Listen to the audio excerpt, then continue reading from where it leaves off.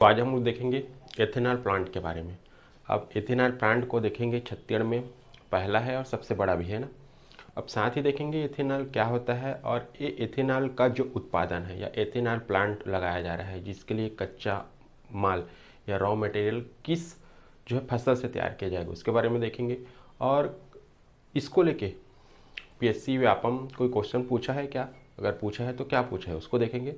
तो चलिए शुरू करते हैं और इसका बैकग्राउंड भी देखेंगे कि एथेनॉल के लिए छत्तीसगढ़ सरकार तो कर रही है ये, और भारत सरकार क्या क्या कर रही है, क्या लक्ष्य है, इसके बारे में देखेंगे। तो चलिए शुरू करते हैं।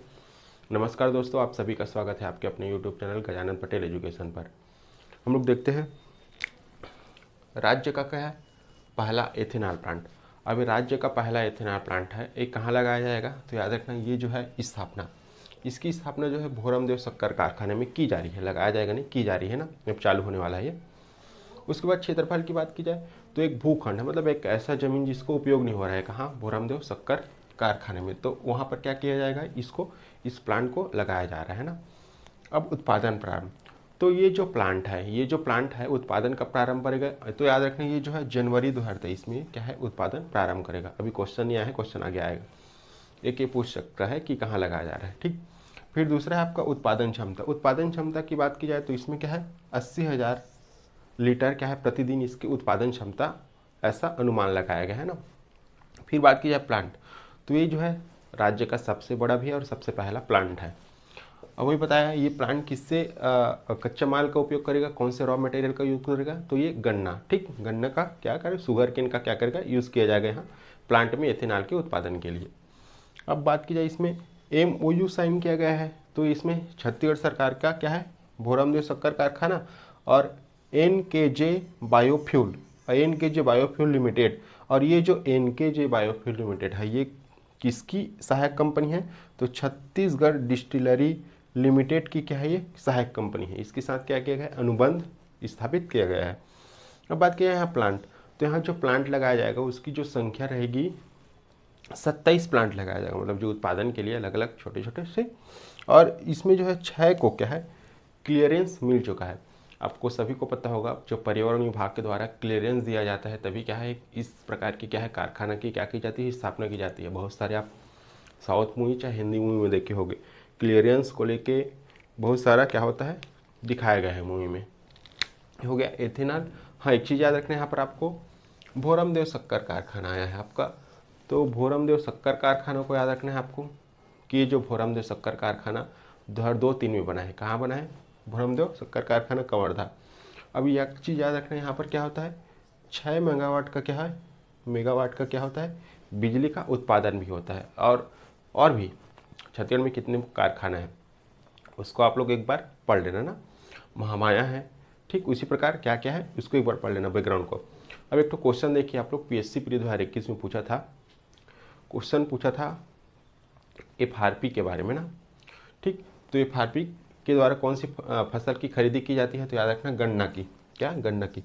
और क्वेश्चन यहीं से बना था क्योंकि जो है एथेनॉल प्लांट लगाया जा रहा है वो गन्ना वाला लग रहा है ना। बाद में छत्तीसगढ़ में क्या है मक्का वाला भी लगेगा और धान वाला भी लगेगा। मक्का वाला आपके कोंडागांव में प्रस्तावित है और धान वाला भी प्रस्तावित है ना। अभी हम लोग गन्ना वाला देख रहे हैं, तो गन्ना को लेके क्वेश्चन को पूछा था। जो MSP जारी होता है वो बाकी फसल के लिए होता है, लेकिन गन्ना के लिए क्या होता है FRP जारी होता है ना, FRP बाकी के लिए MSP, ठीक है। तो देखते हैं आगे, इसी अप्रोच से आपको पढ़ना है करेंट और बैकग्राउंड, तो आपका एग्जाम क्या होगा क्लियर होगा। अब आपको शक्कर कारखाने के बारे में पढ़ लेना है और क्या है कुछ चीज़ है यहाँ पर, ठीक। ये भोरमदेव शक्कर कारखाना इसी के बारे में अच्छे से पढ़ना है और छत्तीसगढ़ में कौन कौन से कारखाना है इसके बारे में पढ़ना है ना। अब देखते हैं हम लोग। हाँ अगर आपको इसका PDF चाहिए तो आप टेलीग्राम चैनल से जुड़िए। टेलीग्राम चैनल का नाम है गजानन पटेल एजुकेशन, जिसका लिंक मैं इस वीडियो को क्या है डिस्क्रिप्शन बॉक्स में दे दूँगा। और वीडियो को आप लोग लाइक कीजिए और ज़्यादा से ज़्यादा क्या कीजिए शेयर कीजिए ना, ठीक। चलिए देखते हैं एथेनॉल सम्मिश्रण कार्यक्रम, एथेनॉल ब्लेंडिंग प्रोसेस। पहले तो एथेनॉल होता क्या है, तो याद रखना आप लोग को पता होगा एथेनॉल क्या होता है। बताइए क्या होता है एथेनॉल। जो शराब बनता है ना, शराब या जो पेय पदार्थ, ठीक, जो पेय पदार्थ बनता है वो किसका बनता है, एथेनॉल का बनता है ना।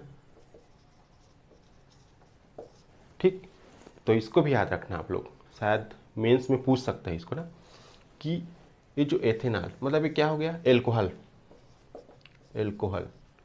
ठीक, तो एल्कोहल के कितने प्रकार होते हैं या एल्कोहल निर्माण की विधि, ये क्वेश्चन आ सकता है ना मेंस में, याद रखना।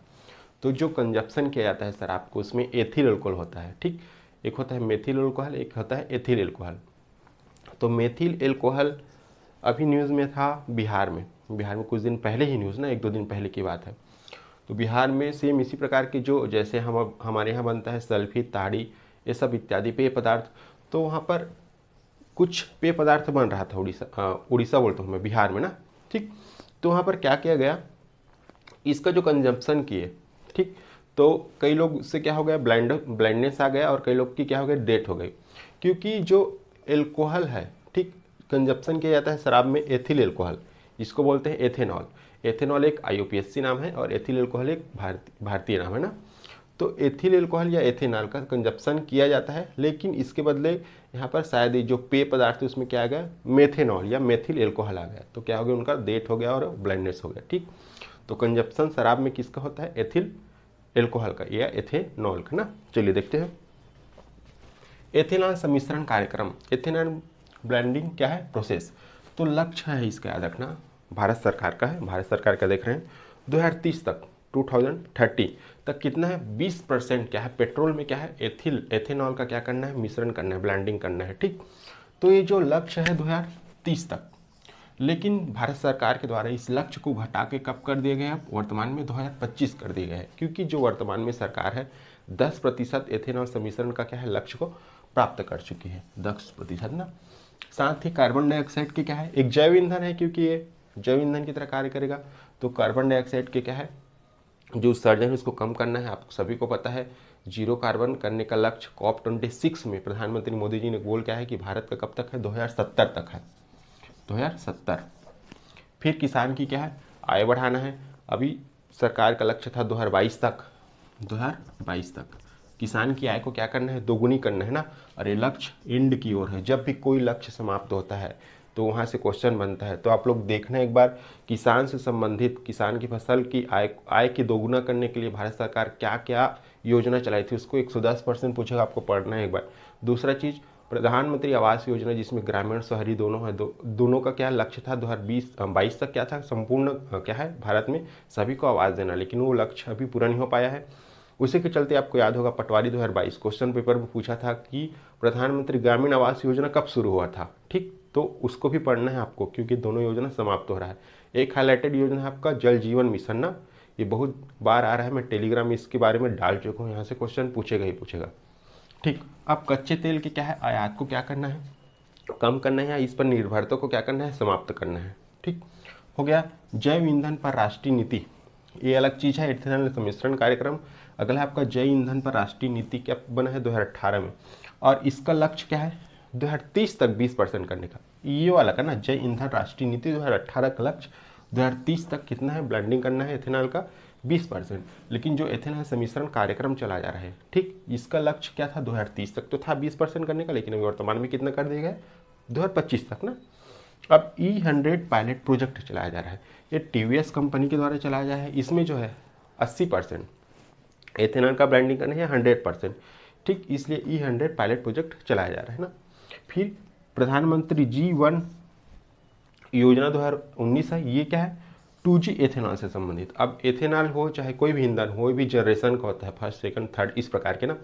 जैसे आप लोग का नेटवर्क रहता है 1G 2G 3G 4G 5G, अभी 5G चल रहा है, उसके बारे में भी पढ़ लेना एक बार। ठीक, अब प्रयुक्त खाद्य तेल का क्या है, पुनः उपयोग करना है। प्रयुक्त खाद्य तेल का क्या है, पुनः उपयोग करना है। ये किसके द्वारा चलाया जा रहा है, तो FSSAI मतलब फांसी, ठीक, फसाई इसको बोल सकते हो, फसाई मतलब भारतीय खाद्य सुरक्षा और मानक प्राधिकरण। ये जो डिसाइड करता है, ये जो फसाई के द्वारा ही डिसाइड किया जाता है कि कौन से जो पदार्थ है उसको मार्केट में क्या किया जाता है, सेल किया जाता है। आप लोग देखना साइन लगा रहता है ना, फसाई FSSAI लिखा रहता है। जो खाद्य पदार्थ क्या होता है, रिलेवेंट रहता है, या फिर जो खाद्य पदार्थ इसके द्वारा क्या किया जाता है, मान्यता प्राप्त दिया जाता है। तो वर्तमान में ये भी अभी चर्चा में है ना, फसाई भी क्या है, चर्चा में है। तो देख लेना इसके बारे में, ये संस्था क्या है, कब बना है, कैसे बना है, इसके बारे में इसका PDF आप टेलीग्राम में मिल जाएगा। टेलीग्राम चैनल का नाम है गजानन पटेल एजुकेशन, जिसका लिंक मैं इस वीडियो के डिस्क्रिप्शन बॉक्स में दे दूंगा। Thank you. आप सभी का वीडियो को लाइक कीजिए, चैनल को सब्सक्राइब कीजिए, दोस्तों में क्या कीजिए, ज़्यादा से ज़्यादा शेयर कीजिए।